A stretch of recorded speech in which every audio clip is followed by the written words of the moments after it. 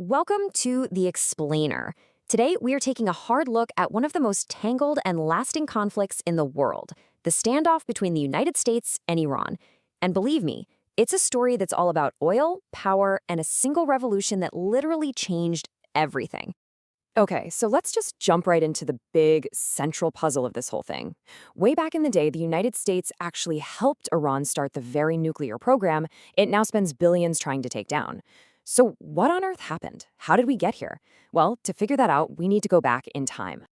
And that takes us to the 1950s. The whole decade was basically defined by a scramble for one thing: oil. And Iran was sitting on a ton of it. The problem? That incredible wealth wasn't actually going to the Iranian people.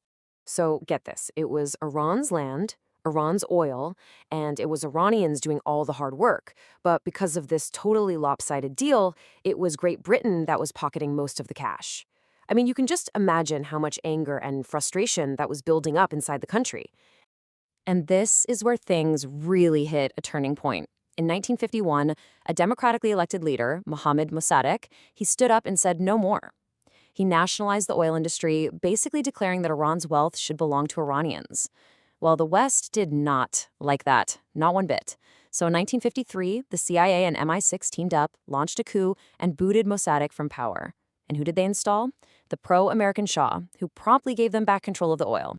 And for many Iranians, this right here captures the feeling perfectly. It was the ultimate betrayal. The very country that travels the world talking about democracy had just overthrown their elected leader, all for oil.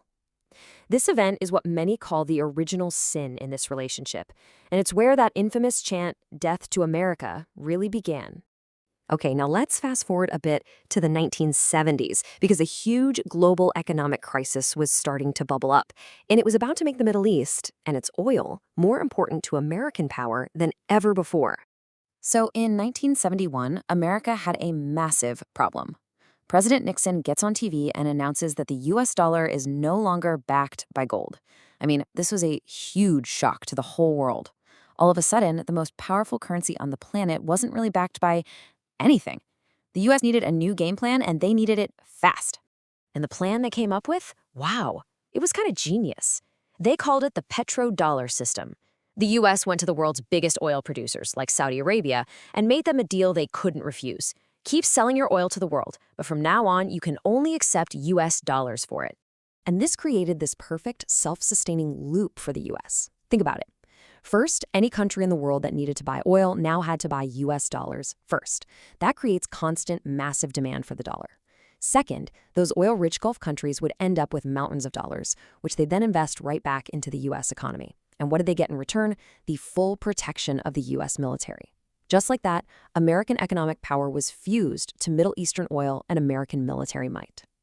This new system was a total game changer for the US, and it worked like a charm until 1979, because that's when a revolution in Iran, the very country the US thought it had locked down, threatened to bring the whole thing crashing down. Right, so in 1979, the Iranian people had just had enough of the Shah. They rose up, and the Islamic Revolution kicked out the US-backed leader. A new government took over, and they didn't see America as a partner. They saw America as the enemy. Literally overnight, a cornerstone of US strategy in the region became its #1 challenger. And what happened next pretty much sealed Iran's view of the world. During the long, brutal war with Iraq, who did the US and most of the world back? Saddam Hussein. When Iraq used horrible chemical weapons on Iranians, the world was basically silent. For Iran, the lesson was brutal, and it was crystal clear. We are totally alone. No one is coming to save us. And if you're all alone against a superpower, how do you guarantee you'll survive? They came to one conclusion: a nuclear weapon. And that kicked off this decades-long game of cat and mouse.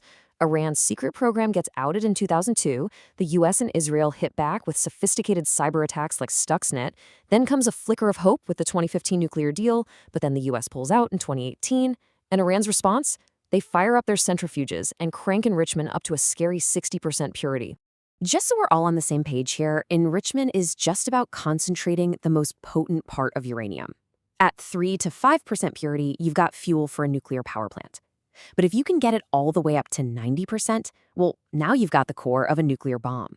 So when Iran hit 60%, It sent alarm bells ringing everywhere because that last technical jump to weapons grade is suddenly very, very short.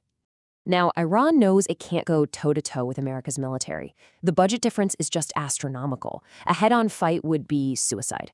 So what do you do when you can't win the game? You change the rules. You fight a different kind of war, an asymmetric war designed to hit your enemy where they're weakest.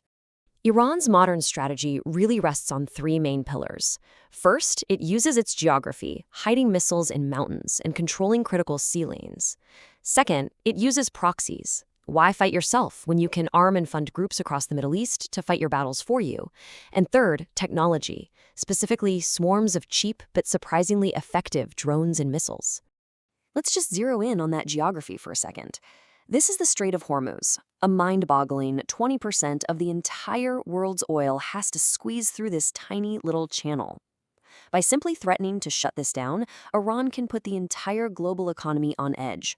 It's a direct threat to the flow of oil that the whole petrodollar system is built on.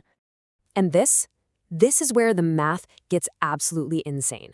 Iran can build and launch a drone for about $20,000. To shoot down that single drone, the US often has to fire an interceptor missile that costs 4 times $1 million. You do not need to be a math genius to realize that is a losing economic game for anyone on defense. And this isn't just theory. This has actually happened. Iran used a swarm of those cheap drones to take out a single, super advanced US radar system worth $300 million. It's a strategy designed to bleed a technologically superior enemy dry financially. So here's the really clever, or maybe sinister part of the strategy. Iran rarely attacks US forces directly.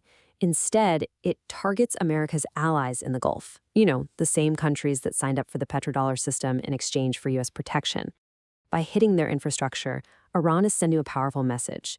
Hey, that American protection you're counting on, it's not a shield, it's a magnet for attacks. So when you connect all these dots, the big picture becomes really clear. Iran's entire strategy, its nuclear program, its proxy armies, its threats to the Strait of Hormuz, it is all one big, coordinated assault on the petrodollar system. The real war isn't just being fought with soldiers and tanks. It's being fought over the very economic system that makes America a superpower. Which brings us to a final, really difficult question. This is not a normal war for territory. It's a conflict fought with currency markets, oil prices, and cheap drones. So when the battlefield is the entire global economy, what does winning even look like anymore?